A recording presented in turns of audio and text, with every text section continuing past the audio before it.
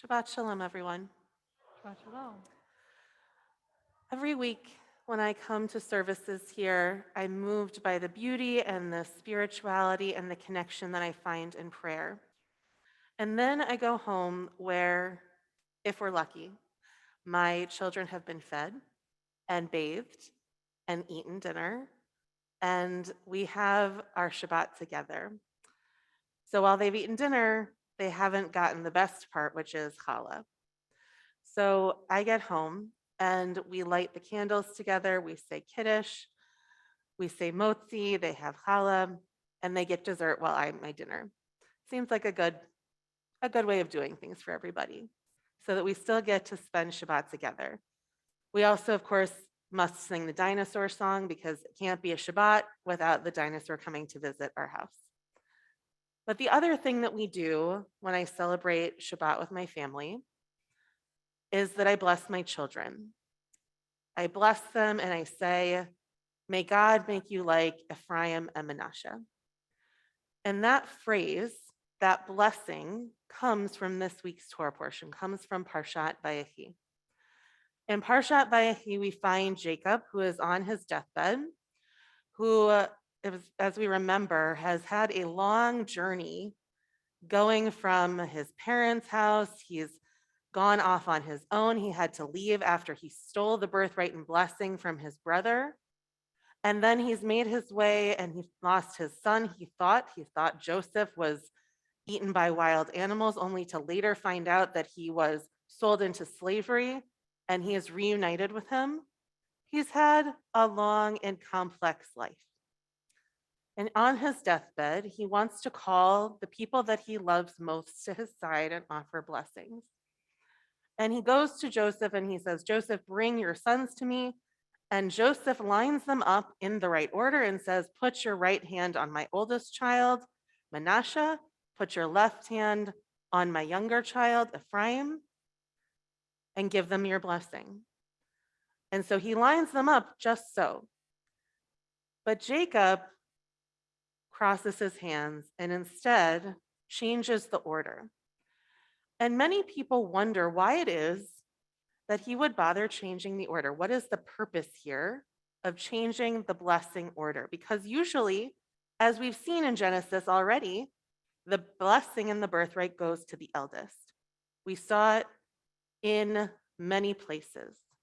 But Jacob himself tricked his father and got the birthright and the blessing.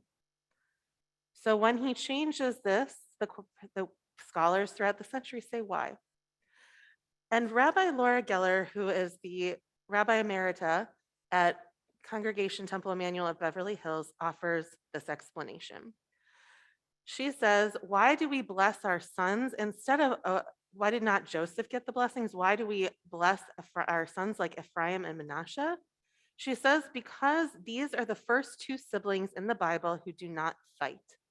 With Ephraim and Manasseh, the family pathology that unfolds in the book of Genesis, in which siblings struggle with each other, finally comes to an end. They teach us that we do not have to fight over blessings. There are enough of them to go around. And I really find that teaching beautiful. We often think about things in our lives with a scarcity mindset, that there's only so much to go around. But with so many things in our lives, love in particular, blessings in particular, there is more than enough for everybody. And we should not look at the world and only offer so much. We should look at the world and the people in it and offer the greatest amount of blessing and love that is possible. And so I'd like to invite you tonight to think about the ways that we can not only bless our children each week, and if you go to page 299 in your Sidurim, by the way, the blessings are in there because while we bless our sons like Ephraim and Manasseh, we bless our daughters like Rachel and Leah and Sarah and Rebecca.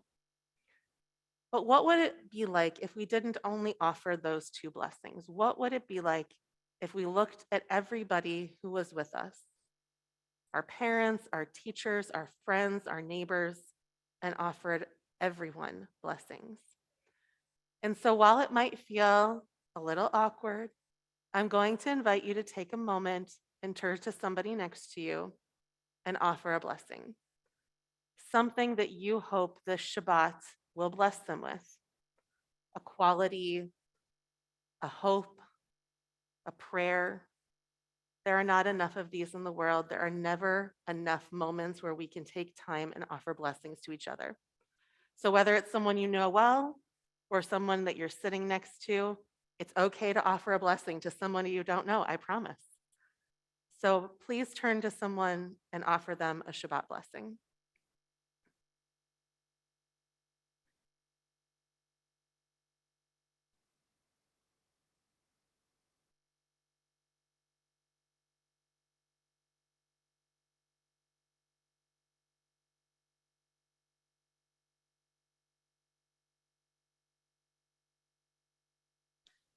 If you're online, please feel free to offer a blessing to anyone in the chat, to everyone in the chat.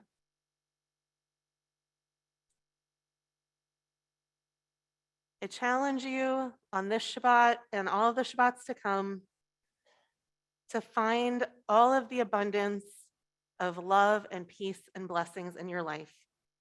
Don't be afraid to offer them. Offer them to everyone and anyone you meet. Find the opportunities for blessings whenever you can. Shabbat Shalom.